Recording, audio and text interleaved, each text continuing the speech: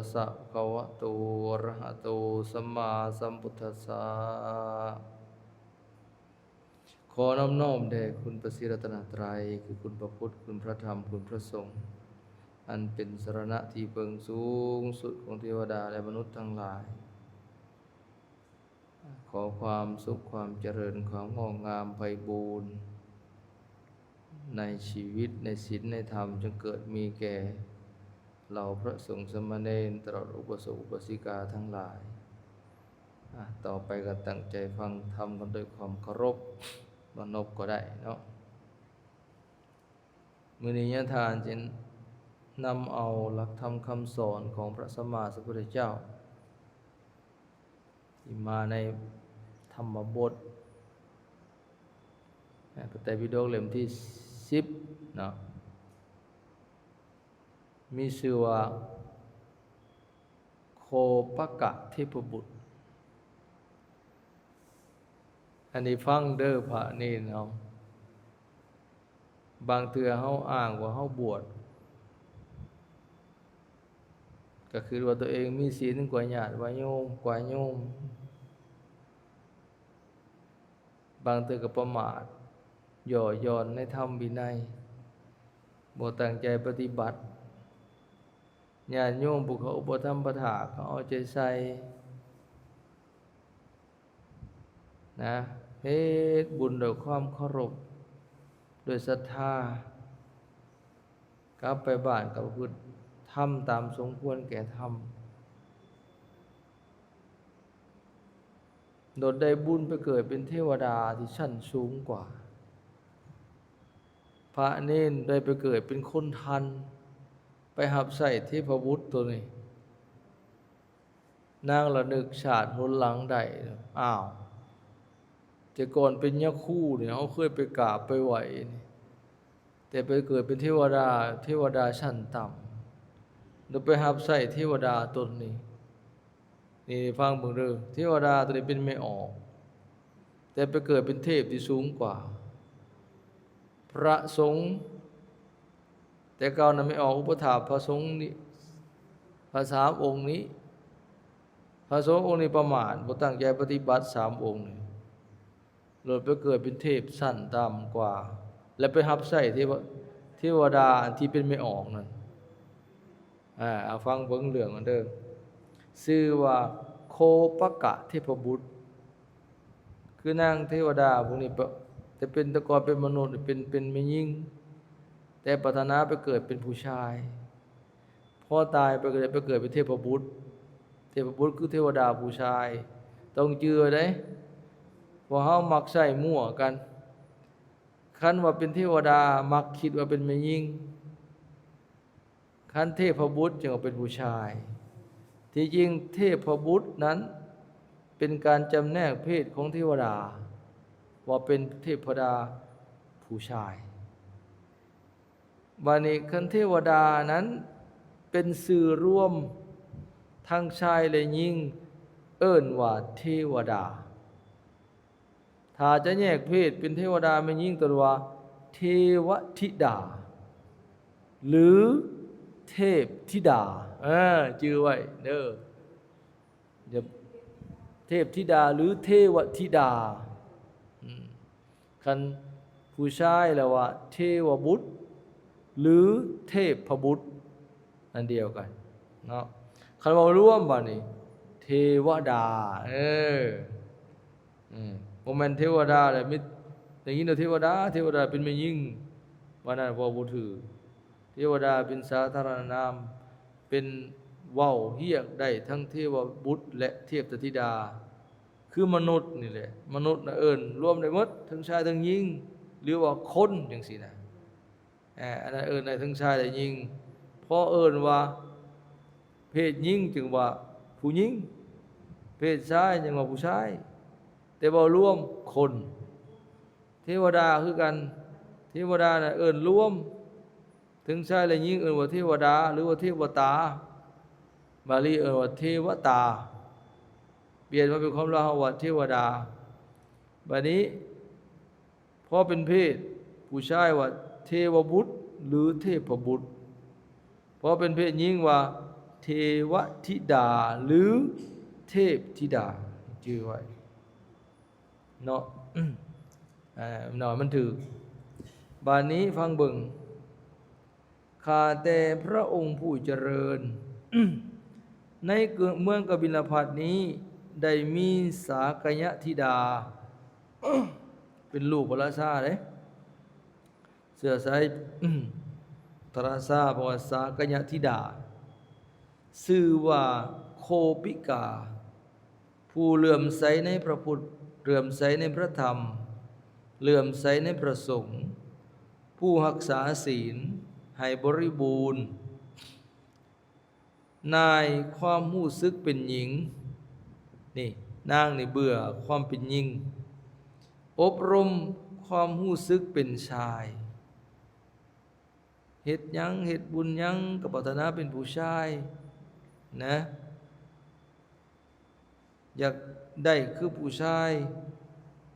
นะฝึกหัดนิสัยให้คือผู้ชายหลังจากตายไปแล้วเกิดในสุคติโลกสวรรค์ได้อยู่ร่วมกับพวกเทพสั้นดาวดึงส์ได้เป็นบุตรของพระองค์ในที่นั้นพวกเทพหูจักทานอย่างนี้ว่าโคปกะเทพบุตร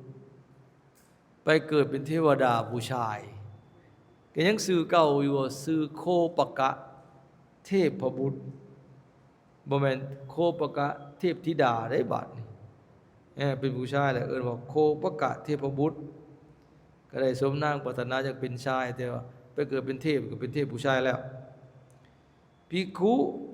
อื่นอีก3รูปประพฤติพรหมจรรย์ในพระภูมิพระภาคไปเกิดในหมู่คนทันซึ่งเป็นเทพสั้นต่ำพวกคนทันนั้นอิ่มพังพร้อมได้รับการบำเรออยู่ด้วยกามคุณหาพวกคนทันนี่ก็ได้เป็นเทพแต่เทพสั้นต่ำเนาะก็มีสมบัติอันเป็นเทพคือกันมีผู้อันเป็นทิพย์สุขหูเสียงกลิ่นรสโผฏฐัพพะอันเป็นทิพย์กามคุณหามาสู่ที่บำรุงบำเรอของข้าพระองค์หมายความว่าคนท่านนั้นมาบำรุงมาอุปถากนางโคปกะเทพบุตรโคปกะเทพบุตรกล่าวเตือนพวกคนทำผู้มายังที่บำรุงบำเรอของข้าพระองค์ว่านี่นางโคปกะเทพบุตรนะนางโคปกะที่ไปเกิดเป็นเทพบุตรนะระนึกได้ว่าโอ้ยาคู่แต่ก่อนนี่เคยอุปถากเฮาก็เลยเตือนบ่นี่เตือนคนท่านนะว่าทานผู้นิรทุกข์ทั้งหลายพวกทานหันหน้าไปทางใด ไปไงวะอันญาเนี่ยไปอยู่สิใดไปเฮ็ดอีหยังอยู่สินะทั้งที่ได้ฟังธรรมของพระผู้มีพระภาคพระองค์นั้นแล้วเฮาเป็นยิ่งเลื่อมใสในพระพุทธเลื่อมใสในพระธรรมเลื่อมใสในพระสงฆ์รักษาศีลให้บริบูรณ์นายความรู้สึกเป็นหญิงตั้งแต่เป็นหญิงนะเฮายังเบื่อนายความเป็นหญิงอบรมความรู้สึกเป็นชายหลังจากตายแล้วมาเกิดในสุคติโลกสวรรค์ได้อยู่ร่วมกับพวกเทพชั้นดาวดึงส์ไปเกิดเป็นเทวดาชั้นที่2บอนพระอินทร์อยู่นี่เป็นลูกของเท้าสกะเป็นลูกของพระอินทร์จอมเทพในที่นี้พวกเทพหูจักเฮาอย่างนี้ว่าโคปกะเทพบุตรมีสื่อปรากฏว่าโคปกะเทพบุตรพวกเทวดาทั้งหลายหูจักส่วนพวกทานประพฤติพรหมจรรย์ในพระภูมิพระภาคมาเกิดในหมู่คนทันซึ่งเป็นชั้นต่ พวกเฮาได้เห็นผู้ร่วมประพฤติธรรมที่มาเกิดในหมู่คนทันนึกเห็นตะกี้เคยประพฤติธรรมเคยฟังธรรมจากพระพุทธเจ้านะเลยมาเกิดให้เป็นพวกเทพสั้นต่ำนับว่าได้เห็นรูปที่บนเป็นที่บนหน้าเบิ่งเลยแล้วบ่สมกับเป็นยักษ์คู่ได้มาเกิดเป็นคนธรรมมันว่าโอ้ยจังแม่นบ่เป็นตะเบิ่งเมื่อพวกคนท่าน3 ตนถือโคปกะเทพบุตรตักเตือน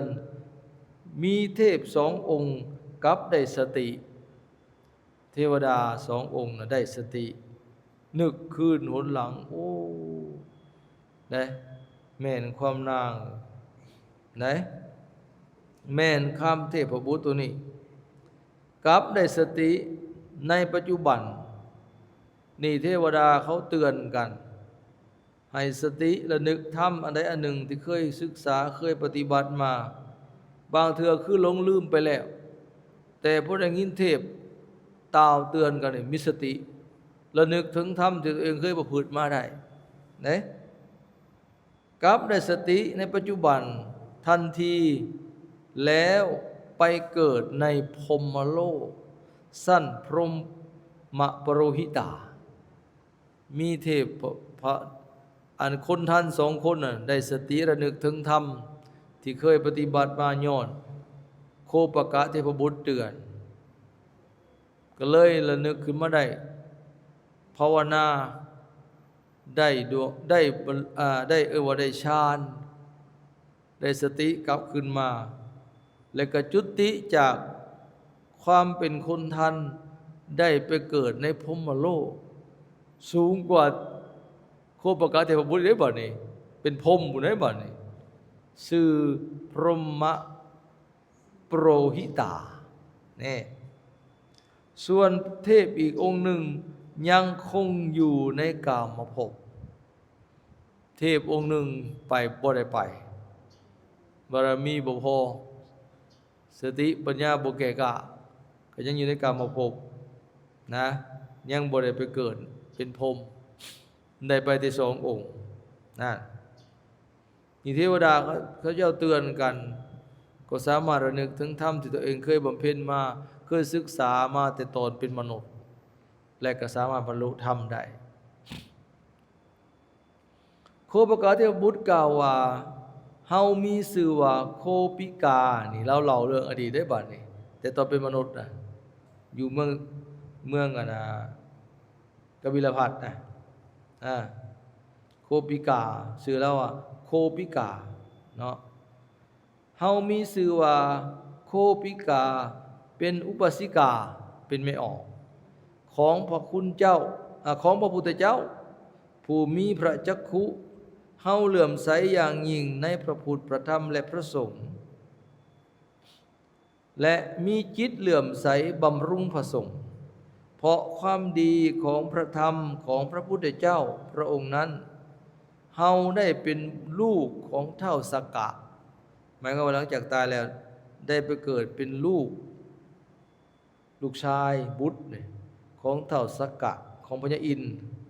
มีอานุภาพหลายมีความหุ่งเฮืองหลายมาเกิดในเทวโลกสั้นดาวดึงส์แม้ในที่นั้นพวกเทพ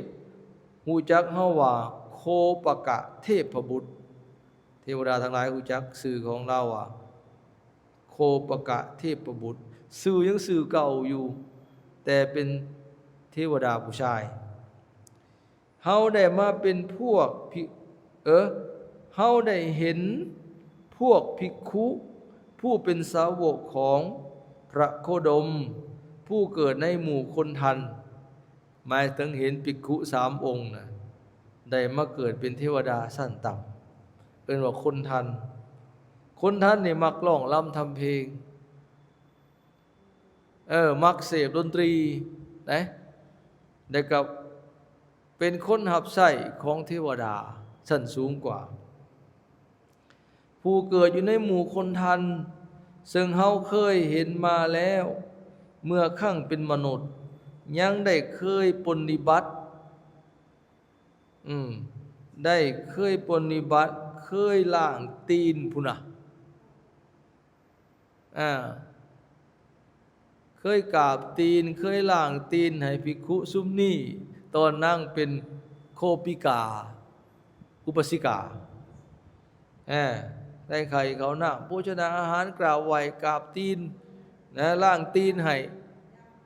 ในเฮือนของตนนะตอนภิกขุเขามาสู่บ้านก็ไปล้างตีนไปกราบตีนเพิ่นและอุปถากด้วยเข่าและน้ำอันนี้ได้ให้เขาหน้าโภชนาอาหารทานเหล่านี้หันหน้าไปทางใด นี่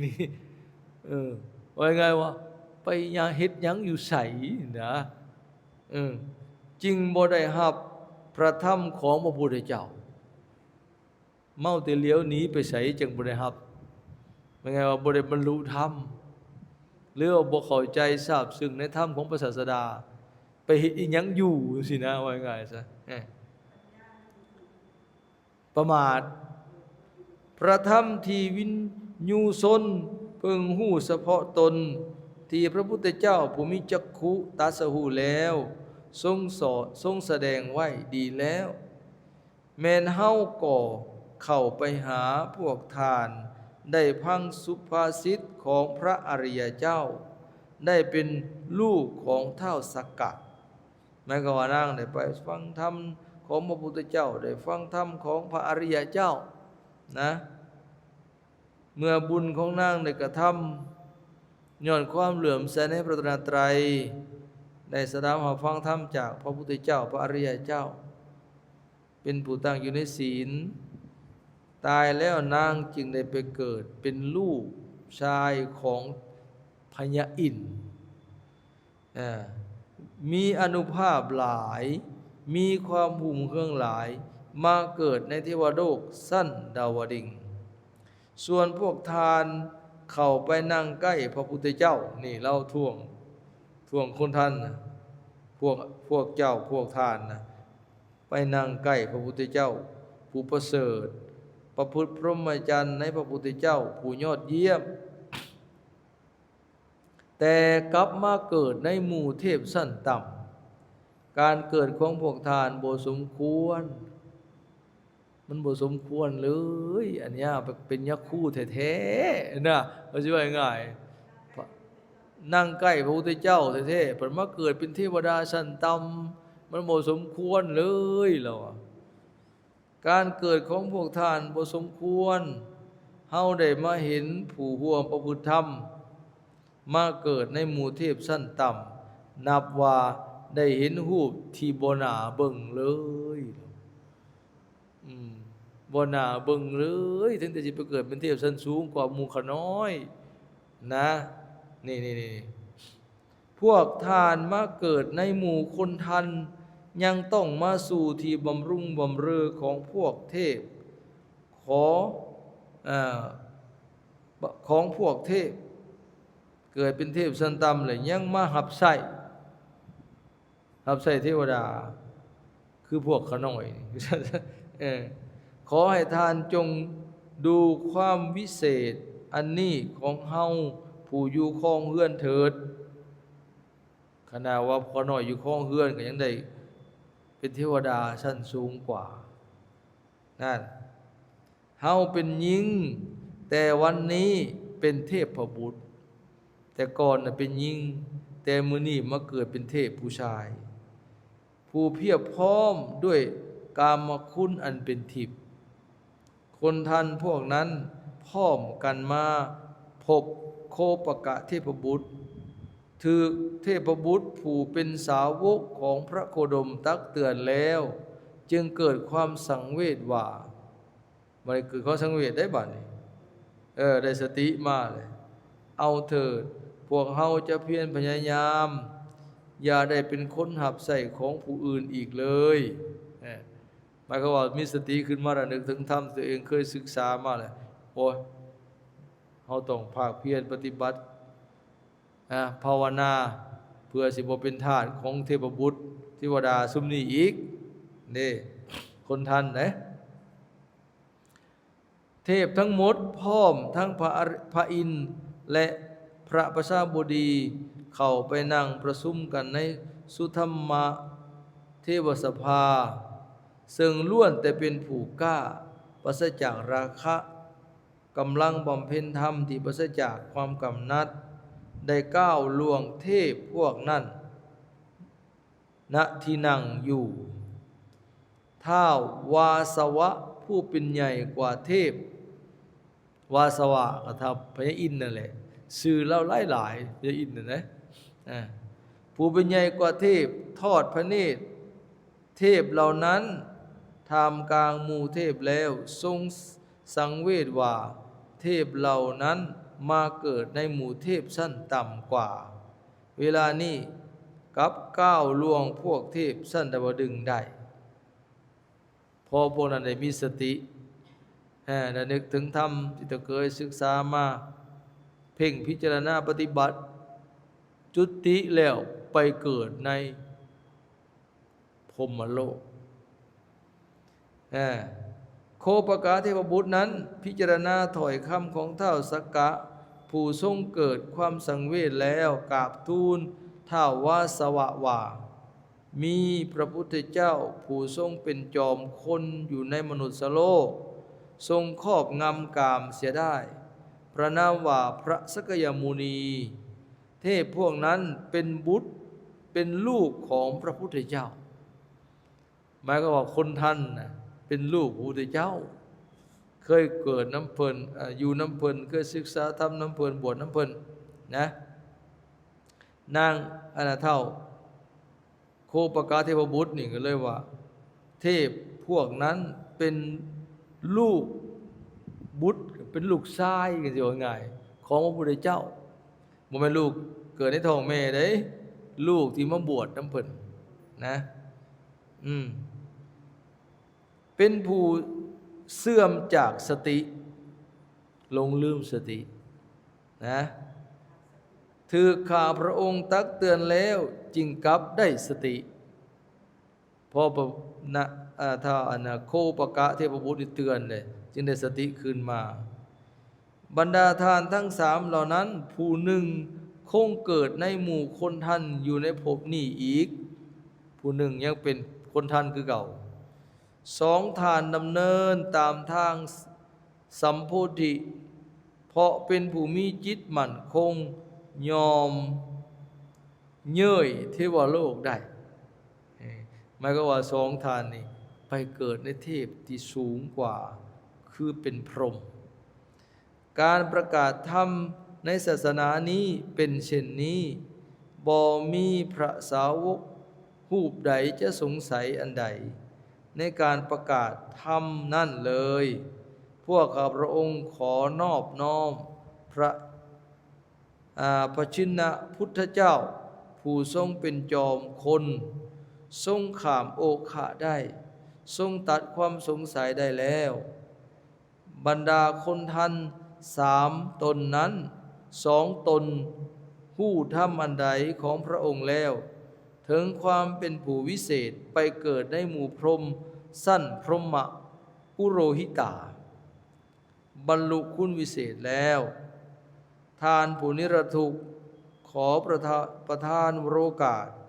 ถึงพวกข้าพระองค์ก็มาเพื่อบรรลุธรรมนั้นหากพระผู้มีพระภาคทรงประทานโอกาสก็จะขอทูลถามปัญหาอันนี้ว่าเรื่องพระอินทร์สิถามปัญหาเนาะแต่ว่ามันก็ยาวมื้อนี้เอาเรื่องของเอาไว้สินหน้ากันมีโอกาสก็สิเทศสู่ฟังพญาอินทร์ถามปัญหายาวก็มีพระพุทธเจ้าก็ตอบนะแต่ว่าเรื่องโคปกะเทพบุตรจบแล้วเนาะเพราะมีเทพบุตรคนท่าน2 ตนได้สติและนึกถึงธรรมเลยปฏิบัติธรรมก็เลยไปเกิดในพรหมโลกส่วนอีกตนหนึ่งองค์หนึ่งยังเป็นเทพพระบุตรคนทันคือเก่านะบ่บารมีบ่แห้งนะก็เลยบ่ได้นี่เห็นบอกนี่อันนี้เป็นเครื่องเตือนจิตสะกิดใจเฮาทั้งหลายผู้บวชอย่าประมาท ได้เป็นเทพชั้นต่ำบ่ต้องฮอดไม่ออกผู้เขาครองเรือนทรัพย์ได้ไปเกิดประเทศชั้นสูงกว่าแต่ว่าคันผู้ศึกษา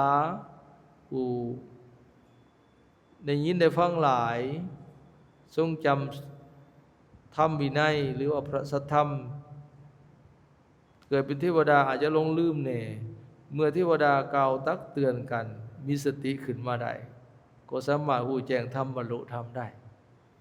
หรือว่าเทวดาผู้แก่กว่าบอกเทวดาผู้อ่อนกว่าผู้มาใหม่อันนี้ก็บรรลุได้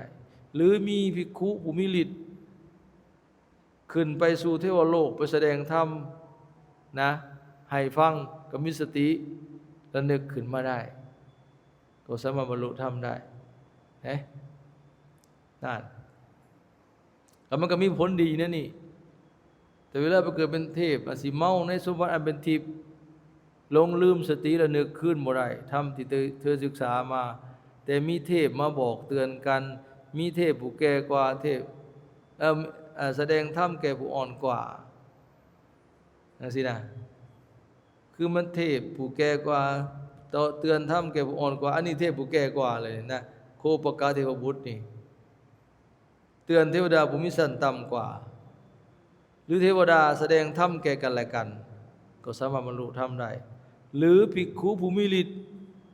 ขึ้นไปสู่เทวโลกไปแสดงธรรมให้เทวดาเหล่านั้นฟังก็สามารถบรรลุธรรมได้ระลึกถึงมีสติขึ้นมาระลึกธรรมที่เคยศึกษาเราเรียนมาที่ปฏิบัติมาพิจารณาตามธรรมนั้นก็สามารถบรรลุธรรมที่สูงขึ้นไปได้นี่ได้หรือว่าการเจริญฌานก็ไปเกิดในพรหมโลกชั้นใดชั้นหนึ่งได้นั่นจะสนเอาศึกษาพระธรรมทรงจำธรรมพิจารณาธรรมปฏิบัติธรรมทรงกุศลธรรมอันนี้บ่เสียแต่ในเวลาตายไปอาจจะพังเผลอ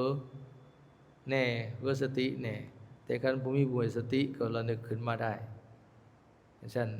อย่าขี้ข้านในการศึกษาพระธรรมการทรงจำการศึกษาการค้นคว้าการพิจารณาแต่ก็ปฏิบัติธรรมสมควรแก่ธรรมอันนี้หัวใจเลยแหละขันสั่นกันเฮาบ่ตั้งใจปฏิบัติก็สิเป็นคือพวกคนท่านทั้งสามนั่นแหละไปเกิดเป็นข่อยรับใช้ที่ว่าไม่ออกที่ทำบุญทำทานดีนะนั่นที่อุปถัมภ์ประทานดีเลยนั่นแล้วก็ตั้งอยู่ในศีลกินในธรรมสมมาภาควรแต่ก็ยังดีเทพบุตรตัวนั้นเตือนก็ยังว่าระลึกถึงธรรมที่ตัวเองเคยศึกษาเคยปฏิบัติมาเกิดสังเวชแต่สุดท้ายก็บำเพ็ญเพียรในเกิดเป็นเทพที่สูงกว่าว่าบ่เป็นคอยรับใช้เทพบุตรตนนั้นที่ต่ำกว่าอีกสูงกว่าก็เย้ยเทวดาซุมนี้บาดนี้เทวดาซุมเก่านี่นะเพราะว่าเกิดสูงกว่าในภพภูมิที่ดีกว่าเนาะเอาอันนี้ก็ฝ่าเฮาคิดได้เด้อฝ่านี้นะอย่าประมาทได้หลายคนอยู่เห็นไม่ออกเขาเจ้าพอออกมียังครองคารวะยังนอนเบียดบุตรภรรยาสามียังบริโภคกามโอ้ยบ่เท่าเฮาดอกอย่าไปขี้คุยได้จะประมาทนะเห็นบอกนั่นจังซั่นก็เจ้าตั้งใจปฏิบัติก็เจ้าตั้งใจศึกษาปฏิบัติก็เจ้าก็ดีกว่าได้คือกันแม้แต่บรรลุธรรมนั่นก็เจ้าบรรลุโสดาสกิทาคาอย่างหน่อยเป็นโสดาบันก็ลื่นเฮาเลยดิคันเฮาถึงจะบวชเป็นพระเป็นเถระมัชฌิมะหรือนาวกะแต่คันยังบ่ทันบรรลุธรรมก็ยังเป็นปุถุชนอยู่นั่นเองก็บ่สู่ญาติโยมพวกเขาได้บรรลุได้บาดนี้เขาบ่ตกอบายได้ทุกขติวินิบาตนรกเขาจะบ่ตกอีกแล้วแต่ว่าเฮาคันยังเป็นปุถุชนถึงจะนุ่งผ้าเหลืองหัวโลนถือศีล227อยู่ก็ตามก็บ่พ้นจากอบายไปได้ปิดประตูอบายบ่ได้เกิดในสวรรค์ก็ได้แต่ว่า เบิดบุญในสวรรค์หรือเจริญฌานเจริญเมตตาไปเกิดในพรหมโลกที่เป็นชั้นของปุถุชนก็บ่พ้นอบายคือเก่านะแต่คนข้ามญาติโยมก็ตามหรือพระสงฆ์ก็ตามผู้ใดเจริญผู้ใดปฏิบัติได้บรรลุธรรมในดวงตาเห็นธรรมเป็นโสดาบันอันนั้นปิดประตูอบายได้แล้ว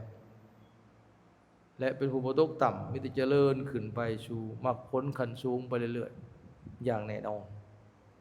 นะมันต่างกันอยู่นั่นได้จะเขาจะไปหลงเพลินนะว่าโอ้ยบุญซ้ำนี่รักษาศีลพอซ้ำนี่ได้แล้วเอาบ่ตกอบายอีกดอกอย่าหลงนะคันตราบใดที่ยังบ่ได้ดวงตาเห็นธรรมบ่เป็นโสดาบันเนี่ยบ่พ้นอบายคันเป็นสงฆ์เพิ่นก็เอิ้นว่าสมมุติสงฆ์สงฆ์โดยสมมุติบ่แม่นสงฆ์แท้สงฆ์แท้ต้องเป็นอริยสงฆ์ผู้ใดดวงตาเห็นธรรมเป็นโสดาบันขึ้นไปจะเอิ้นว่าอริยสงฆ์นั่นได้คันสมมุติสงฆ์คันชาวบ้านว่าปุถุชนคันบรรลุว่าอริยชนหรืออริยบุคคลอันนั้นญาติโยมพวกอริยชนอริยบุคคลหรือพระอริยเจ้าอันนี้ปิดประตูอบายได้แล้วตั้งแต่โสดาบันขึ้นไปนะฉะนั้นเฮาจะได้ประมาทสิบวชได้หน่อยจนเฒ่าอายุพรรษาเป็น100 ปีก็อย่าก็ยังเป็นสมุติสงฆ์อยู่ก็ยังบ่ได้ดวงตาเห็นธรรมยังบ่บรรลุโสดาบันได้ฉะนั้นเฮาอย่าไปถือเบาเฮาอย่าไปหลงว่าทำบุญพอทำนี้ก็ได้ซำนี้คือสิดีใจแล้วคือสิบ่ตกอบายแล้วโอ้ยังต้องกวดเบิ่งว่าเฮาได้เข้าถึงภพภูมิของความเป็นอริยะหรือบ่ความมีศรัทธาอย่างลงมั่นพรไว้ในพระพุทธพระธรรมพระสงฆ์มีศีล5บริสุทธิ์หรือละสังโยชน์3ขาดสักกายทิฏฐิวิจิกิจฉาศีลพัตตปรามาสนี่ละสังโยชน์3ประการได้เด็ดขาดบ่กำเริบอีกอันนั้นจึงเอิ้นว่าเป็นโสดาบันนี่ฝากไว้ในสานเฮาจะไปถือเบาเนาะเอาในทานก็แสดงมาเห็นว่าสมควรแก่เวลาจึงขอยุติเพียงเท่านี้ในท้ายที่สุดนี้ขออำนาจคุณพระตรัสไตรบุญกุศลใดที่เฮาสังสมรวมไว้จงมารวมเป็นตบะเป็นเดชะเป็นปัจจัยให้เฮาท่านทั้งหลายจงเป็นผู้เจริญงอกงามไพบูรณ์ในธรรมวินัยของพระสัมมาสัมพุทธเจ้าให้ยิ่งขึ้นไปจนเต่าเท่าถึงความพ้นทุกข์ทำให้แจ้งซึ่งพระนิพพานพ้นเถิ